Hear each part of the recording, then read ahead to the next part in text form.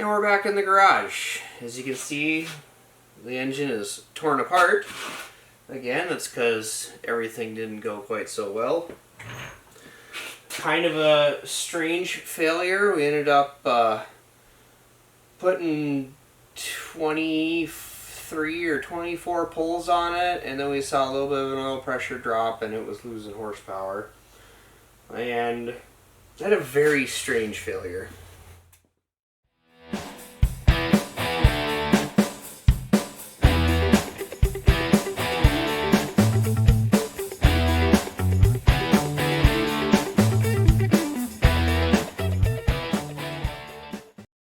The real strange part about this failure is, as you can see, it beat up the rod bearing, but it beat up one rod bearing, and only one. Even stranger is the fact that it only cooked half the journal, which usually when you have a rod bearing failure, it's going to muck up the entire circumference of it. So strangely enough, this tells me that the lower side probably still was getting oil, or actually this would be the upper side at the top of stroke, and the lower side was not. I've cleaned out all the oil galleys, and we cut open the filter and went through that, and the only thing we've been able to find is bearing material, so it's kind of hard to say whether or not something got in there, or, I mean, it's strange. However, what we did find was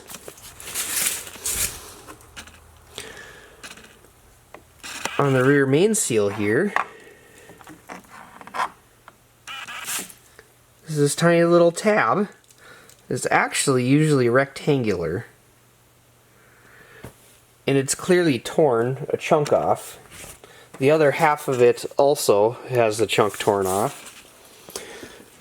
And my best guess, what I think happened was we had too much vacuum in the crankcase, and what that then caused was excessive crankcase vacuum, and it was pulling on that rear main seal, potentially to the point where it ripped a chunk of it off. As strange as that sounds, I think that's what happened.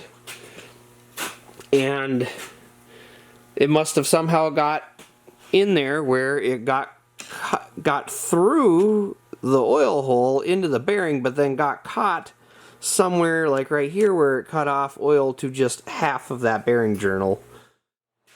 You may be thinking, well, this is kind of a pretty major failure. Like, well, yes, it is, in the sense they had to take it back apart.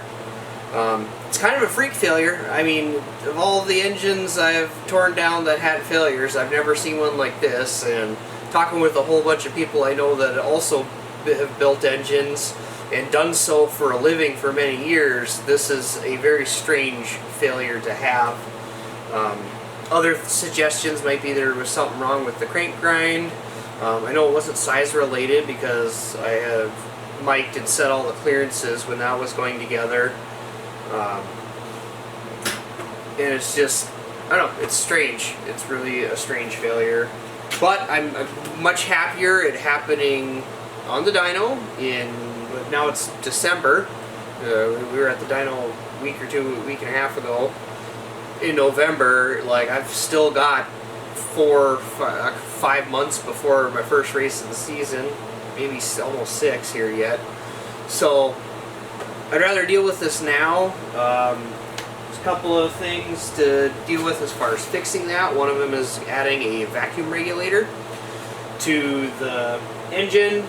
That was one thing that I had failed to even think about ahead of time as far as running the dry sump setup, because I had this dry sump setup on a different engine and we didn't have any problems with that. And when that one was torn down, and I mean the bearings look perfect in it after 30-40 dyno pulls, when we were just rechecking it, because that one was a bit of a trying new things and taking risks on that. However, that was a much larger displacement engine, and this one's smaller and probably wasn't pushing nearly as much crankcase pressure into it for the vacuum to offset, and we may have spiked past what was feasible there. When I originally took it down, I was afraid that I had sucked the rod bearings dry. However, they look like maybe they might have a slight amount of wear more to the cheek of the crank, but really not a whole lot to where I can say that's what made it fail. And this failure really seems to be that something came from somewhere and got caught in there, and the only thing I can find that would have been internal on the engine where something came from was that rear main seal. So that's what we think happened. This journal is actually worn less than 3/10, so it might be able to polish. I guess I'll find out tomorrow. We'll go from there. If I have to get the crank reground, I'll just regrind the crank. I do want to try to tighten up the bearing clearances a little bit, also because where they're set nice and loose, where for a wet sump application, perhaps same thing, pulling vacuum in the crankcase. For a dry sump, they can be tightened up a bit, and since we have adjustable oil pressure, next time around I'll up the oil pressure a little bit.